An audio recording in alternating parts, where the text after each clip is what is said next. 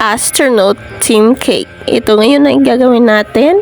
Ito ay order ng kakilala na kakilala ko. Basta ganyan. O, diba? Complicated. Itong cake na ito, ang size niya ay 8x5 at saka 6x5. May ano dito, may lion dito na nangangarab-ngarab. Ayan, chocolate moist flavor yung request ni customer. At saka, ayan, nilagyan natin ng filling sa gitna na whipped cream at saka chocolate. Homemade chocolate lang pala yan. At saka, itong sa top tier niya ay 6x5 din yung size. Ganyan lang guys. Lagay ako ng dowel dyan. Barbecue stick na mahaba. Yun nilagay ko. Medyo malapit-lapit lang dito no, sa amin. Kaya yan yung nilagay ko. At saka ito, nag-crown coat muna ako ng blue. At saka para madali na lang kulayan ng dark color.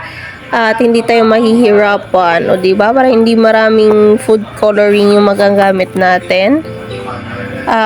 Kung kukulayan ko na ng dark yan, mas maraming food color yung magagamit natin. Ito isa sa mga technique ng mga baker para naman less, di ba? Ayan lang guys, pakinisin natin na mabuti para naman pag naglagay tayo ng second coating ay madali na lang. By the way, shout out kay Ma'am Aleja Season. Thank you so much for trusting Amis Cakes and Pastries. Actually, nakaraan pa siya nagbayad nito. Ayan, sabi ko magda-down lang pero binayaran niya ng buo. Kaya ayun, goodbye money. Pinabayad na sa utak.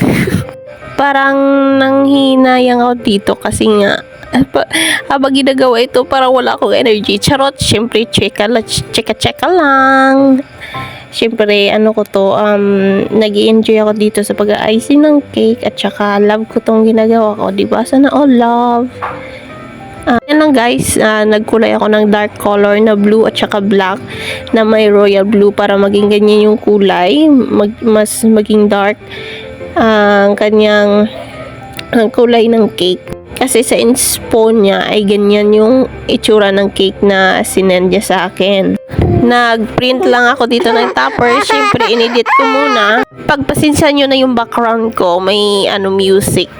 Ayan, tinanggal ko muna ulit yung toppers natin at saka magwisik-wisik tayo ng kulay puti. White food coloring. Food coloring ni Putraco ata yung ginamit ko dyan, paste. At saka nilagyan ko ng kaunting tubig para maging madali iwisik-wisik, diba? Ganyan lang guys, kasimple yung design niya, o diba? Naglagay-lagay ng ganyan, pero naanuhan din ng dark. Kaya okay lang din at maganda naman yung kinalabasan. Itong name ay ako din yung gumawa at umedit nito at saka pinirint. O diba? Ganyan lang kasimple yung cake natin for today's video. Ayan, thank you so much kay Ma'am Elijah. Happy birthday kay Kinochu. Ewan ko kung paano mag-pronounce yan. Basta ganun yun. Nakikita nyo naman, diba?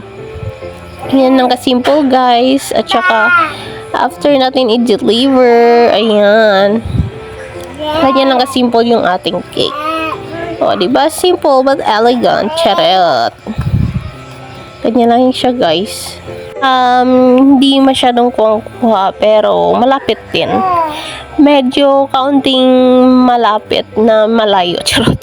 Ganyan tayo mag-box ng cake natin. Ako din gumawa ng box natin dyan. At saka, nagay tayo ng cling wrap para safe yung cake natin. O diba, lagay tayo ng pangalawang layer kasi nga mataas yung box. Kaya, ganyan.